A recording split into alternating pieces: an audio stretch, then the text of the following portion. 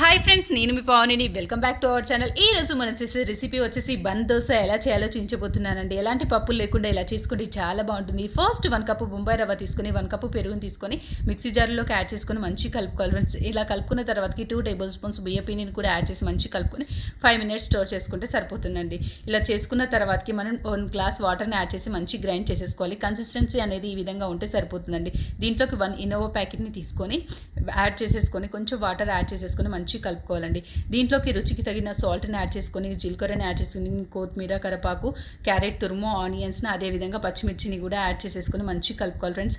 మనం పోపు చేసే ప్యాన్ ఉంటుంది కదా, దాంట్లో యాడ్ చేసేసుకొని 2 టేబుల్ స్పూన్స్ ఆయిల్ని యాడ్ చేసుకొని 2 టేబుల్ స్పూన్స్ పిండిని యాడ్ చేసేసుకొని మంచిగా సిమ్లో పెట్టేసుకొని అటు ఇటు టోన్ చేసుకుంటూ కాల్చుకుంటే మనకి ఎంతో రుచికరమైన స్పాంజ్ లాంటి దోశ అయితే రెడీ అయిపోతుందండి. చాలా బాగుంది ఫ్రెండ్స్, తప్పకుండా ట్రై చేసి చూడండి. Thank you for watching video. Please like, share, comments friends.